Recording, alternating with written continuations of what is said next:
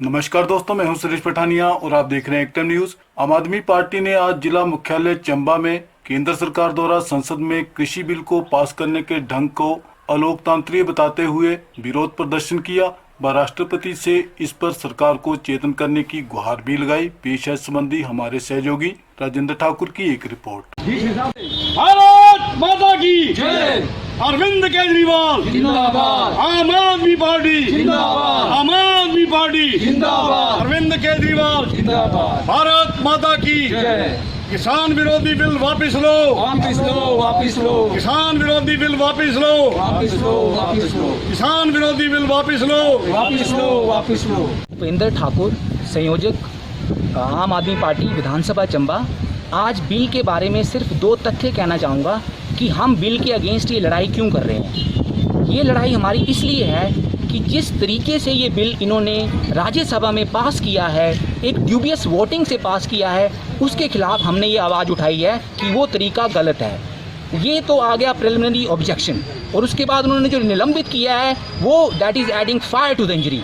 दो बातें। और तीसरी बात यह है कि बिल में कहीं भी किसानों के हित की बात नहीं है। 3 एक्ट आप अमेंड करते हैं और तीनों में कहीं भी there is no whisper of MSP का कहीं जिक्र ही नहीं है, मिनिमम सपोर्ट प्राइस। और आप कह रहे हैं, प्रधानमंत्री जी आश्वासना दे रहे हैं कि नहीं एमएसपी तो मिलेगा। कहाँ से मिलेगा? आप उसको बिल में लिखेंगे या नहीं लिखेंगे? जो मिनिमम सपोर्ट प्राइस है वो मैक्सिमम सेलिंग प्राइस बन चुका है आज की डेट में।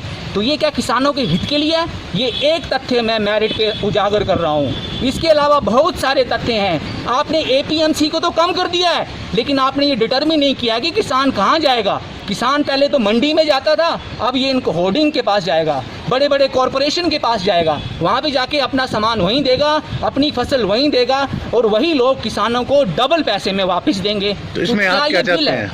हम ये चाहते हैं कि इस विधेयक को, इस बिल को वापस लो, इसके ऊपर प्रॉपर तरीके से, संवैधानिक तरीके से कमेटी बिठाओ, विपक्ष का एक विचार लो जो एक डेमोक्रेसी में होता है। वही चाहते हैं कि कमेटी बिठा के हमसे पूछो तो सही।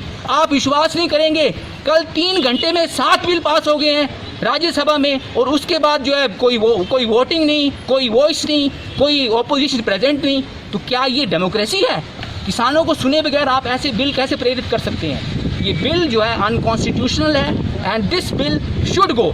क्या फ़ायदा है इतनी बड़ी बिल्डिंग बनाने का? आज की डेट में पार्लियामेंट में नई बिल्डिंग बन रही है, उसके ऊपर 900 करोड़ रुपया खर्च हो रहा है। जब संसद ही नहीं होना है, जब सेशन ही नहीं होना है, जब डिस्कशन ही नहीं होनी है, तो क्या ये टैक्स पेयर की मनी को आप यूं ही उड़ाएंगे? इसके पीछे हमारी गुहार है कि एक डेमोक्रेटिक वे में, एक कॉन्स्टिट्यूशनल वे में आपको इस बिल को पास करना है तो करो। सबकी इसमें जो है विचारात्मक स्थिति होनी चाहिए, सबको साथ में लेके चलो, एक कमेटी बिठाओ, किसानों को सुनो, और उसके बाद जो है उसके ऊपर चिंतन करके फिर जो कुछ करना है, अमेंडमेंट करनी है, आप कर सकते हैं।